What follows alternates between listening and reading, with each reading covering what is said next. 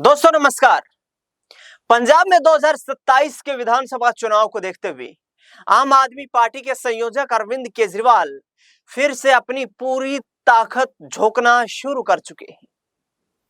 पंजाब सरकार के 4 साल पूरे होने को लेकर विभिन्न कार्यक्रमों में शामिल हो रहे अरविंद केजरीवाल इस बार दावा कर रहे हैं कि हमने पंजाब को पाकिस्तान के रास्ते आने वाले नशे से मुक्ति दिलाने का एक बेहद सकारात्मक प्रयास किया है। साथ ही पंजाब में भ्रष्टाचार, अवैध वसूली और तमाम उन गैर कानूनी चीजों पर रोक लगाने में हमने बड़ी कामयाबी हासिल की है। पंजाब में गैंग्स की बड़ी सक्रियता देखने को मिलती थी, जिसमें से एक बड़े गैंगस्टर नेटवर्क का नाम शुमार है, जिसमें लॉरेंस बिश्नोई गैंग कहा जाता है। और उस लॉरेंस बिश्नोई गैंग का नेटवर्क तोड़ने के लिए भी हम लगातार प्रयास कर रहे हैं। पंजाब के व्यापारियों के एक सम्मेलन को संबोधित करते हुए आप संयोजक अरविंद केजरीवाल ने सीधे तौर पर कहा कि पंजाब में एक चिट्टा पार्टी है जो नशे का कारोबार करती है, वहीं गैंगस्टर लॉरेंस बिश्नोई को भाजपा का समर्थन प्राप्त है। यह आरोप अरविंद केजरीवाल ने लगाया। उन्होंने कहा कि लॉरेंस बिश्नोई गैंग का केंद्र के इशारे पर गुजरात की साबरमती जेल में शिफ्ट कर दिया जाना और जिससे वह जेल के अंदर बैठकर न सिर्फ पंजाब बल्कि पूरे उत्तर भारत के हरियाणा, राजस्थान और विदेशों तक इस गैंग को विस्तार कर रहा है, इस नेटवर्क को चला रहा है। ये तमाम बातें अरविंद केजरीवाल ने कही। अरविंद केजरीवाल ने दूसरा बड़ा आरोप लगाते हुए कहा कि पंजाब में पाकिस्तान के रास्ते जो ड्रोन के जरिए नशा बेचा जाता था, उस नशे को कंट्रोल करने के लिए हमने पंजाब की भगवंत मान सरकार के साथ मिलकर एंटी ड्रोन टेक्निक के जरिए काफी हद तक नशे को कंट्रोल किया है। लेकिन अब ज्यादातर नशा देश में गुजरात के रास्ते से अवैध तरीके से सप्लाई हो रहा है, जो गुजरात और केंद्र सरकार की नाकामी को दर्शाता है। अरविंद केजरीवाल का बयान सुनिए, जिसमें वो गुजरात सरकार और केंद्र सरकार को निशाना बना रहे हैं। हमने सरकार संभाली, दो सबसे बड़े मुद्दे थे लॉ एंड ऑर्डर में। एक था गैंगस्टर्स का और दूसरा था नशे का। गैंगस्टर्स कौन है? ये जितने पंजाब के अंदर गैंगस्टर्स हैं, एक एक करके मैंने सबकी पूरी इतिहास पढ़ा है। ये पुरानी इन सभी पार्टियों के या तो रिश्तेदार हैं, या इनके बनाए हुए चमचे हैं, या इनके सगे संबंधी हैं। ये सारे के सारे इन्होंने बनाए हुए। एक भी ऐसा गैंगस्टर नहीं है जो आम आदमी पार्टी के 5 साल के अंदर पैदा हुआ हो। ये सारी पैदाइशी इन्हीं पार्टियों की है। एक एक करके सारे गैंगस्टर्स को सफाया किया जा रहा है पंजाब के अंदर। मैं ये नहीं कह रहा सारे खत्म हो गए, लेकिन अधिकतर गैंगस्टर्स या तो खत्म हो गए या भाग गए। पहली बार ऐसा हुआ है कि 7 गैंगस्टर्स 7 अलग अलग देशों से डिपोटेशन करके पंजाब के अंदर लाए गए। आज तक पंजाब के इतिहास में कभी नहीं हुआ कि विदेशों में काम करने वाले, विदेशों में बैठे गैंगस्टर्स को पकड़ के उनकी सरकारों से बात करके और पंजाब के अंदर लाया गया और उनको सजा दिलवाई गई।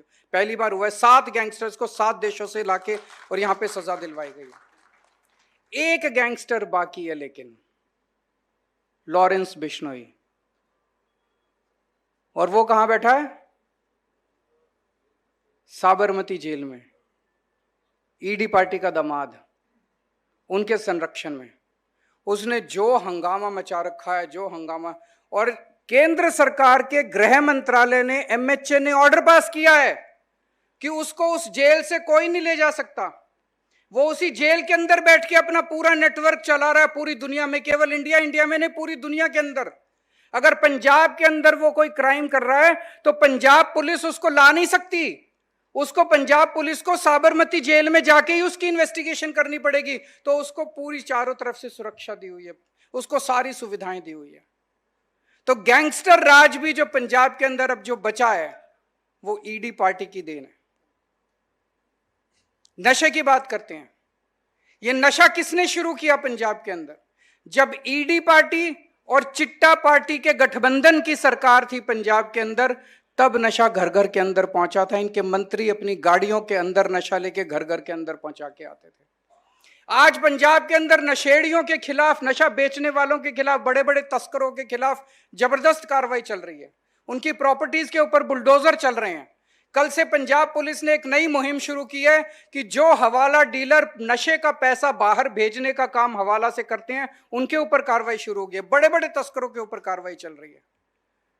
जब हमने सरकार संभाली थी, 70% नशा पाकिस्तान से आता था ड्रोन से, और 30% नशा गुजरात से आता था। आज जो पाकिस्तान से नशा आता था उसको बंद करा दिया हमने, काफी हद तक बंद हो गया।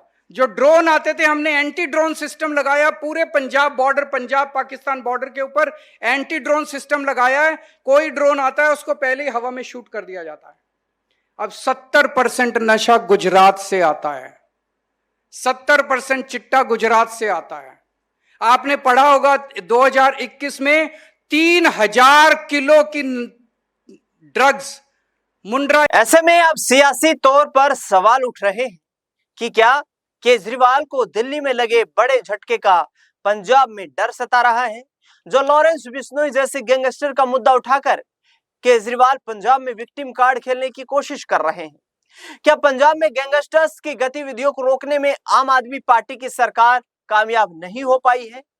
क्या पंजाब में जो नशा बिक रहा है, गुजरात का जिक्र करके केजरीवाल अपनी सरकार यानी कि आम आदमी पार्टी की सरकार को डिफेंड करने की कोशिश कर रहे हैं?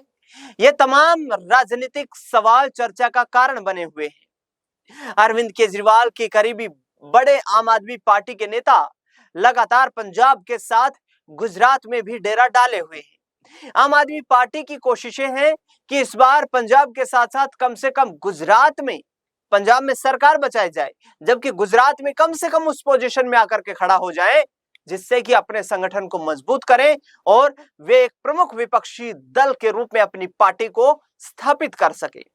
केजरीवाल के इन राजनीतिक प्रयासों को कांग्रेस पार्टी के लिए राजनीतिक विशेषज्ञ एक बड़ा झटका भी मान रहे हैं। यानी कि अरविंद केजरीवाल के जो राजनीतिक प्रयास हैं, उनकी पार्टी की जो राजनीतिक सक्रियता गुजरात में दिखाई दे रही है, लगातार चाहे लोकल बॉडी इलेक्शन हो, तमाम जो कार्यक्रमों में शामिल हो रहे हैं अरविंद केजरीवाल, मनीष सिसोदिया, संजय सिंह, इसके साथ साथ भगवंत मान का भी गुजरात दौरा होता रहता है।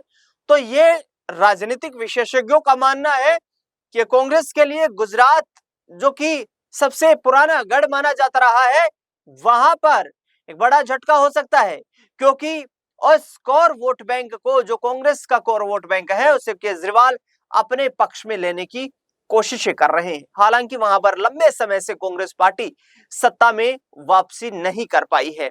लेकिन अब यह देखना दिलचस्प होगा, चूंकि अरविंद केजरीवाल या उनकी पार्टी आम आदमी पार्टी के लिए सत्ता में बने रहने के लिए सिर्फ एक राज्य बचा है, जो है पंजाब।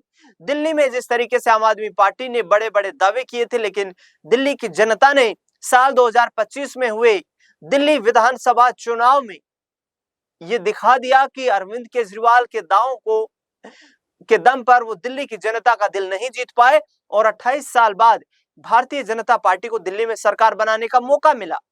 इसी के साथ अब पूरी ताकत झोंक रखी है पंजाब में अरविंद केजरीवाल ने, और स्कूल ऑफ एमिनेंस हो या फिर मुफ्त बिजली देना हो, महिलाओं के लिए 1000 रुपए की आर्थिक सहायता की बात हो, तमाम इन मुद्दों को लेकर, किसानों की एमएसपी पर फसल खरीद की मांग हुई, इन तमाम मुद्दों को लेकर के अरविंद केजरीवाल ये दर्शाने का प्रयास कर रहे हैं कि उनकी पार्टी की सरकार पंजाब में लगातार काम कर रही है, और जिसके आधार पर वो फिर से एक बार सरकार बनाएंगे।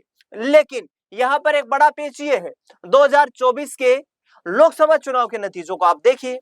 लोकसभा चुनाव में पंजाब की 13 सीटों में से 7 सीटों पर कांग्रेस ने जीत दर्ज कर ली, और 6 सीटों पर वहां हार हासिल हुई, जहां भटिंडा सीट को छोड़ दिया जाए, जो कि बादल परिवार की पारंपरिक सीट रही है, जो बादल परिवार का भटिंडा मजबूत गढ़ रहा है,